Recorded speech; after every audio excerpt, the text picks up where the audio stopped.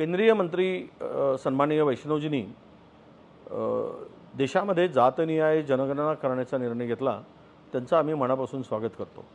खरं तर ही मागणी आणि संघर्ष सातत्यानं राहुलजींनी हाती घेतला होता की याचं एकदा या संपूर्ण याचं स्क्रीनिंग झालं पाहिजे आणि ज्यांची जेवढी संख्या भारी किंवा त्यांची तेवढी हिस्सेदारी या भूमिकेतून ही भूमिका सातत्यानं आम्ही मानलेली आहे।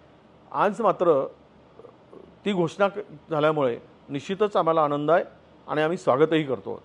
पण ही घोषणा एवढा विरोध सत्ताधाऱ्यांनी केल्यानंतर अचानक हा निर्णय घेण्याचं कारण काय, तर कधी शंका येते, त्यामुळेच आमच्या शंकेचं निरसनही होईल अशी आमची अपेक्षा आहे। हे शंका कुठली, तर उद्या बिहारच्या निवडणुका आहेत आणि निवडणुकापुरती घोषणा नसावी, तर ही घोषणा झाल्यानंतर यांचे फायदे जे आरक्षणापासून जे अधिकार आमचे हिरावले गेले किंवा अधिकारापासून आम्ही वंचित राहिलो आहे, ओबीसी समाजाला त्यांच्या संख्येनुसार जे मिळत नाही ते मिळवण्यासाठी सुद्धा जातनिहाय जनगणनेच्या माध्यमातून लाभ व्हावा, ते मिळावं आणि त्यासाठी ही जनगणना झाल्यानंतर ते इम्प्लिमेंट व्हावं। नाहीतर केवळ बिहारच्या निवडणुका नजरेपुढे ठेवून ही घोषणा हवेत बोलली जावी नाही किंवा हवेत विरावी नाही अशी आमची सगळ्यांची मागणी आहे। मी वैष्णवजींनी किंवा केंद्र सरकारने घेतलेल्या निर्णयाचं आम्ही मनापासून स्वागत करतो।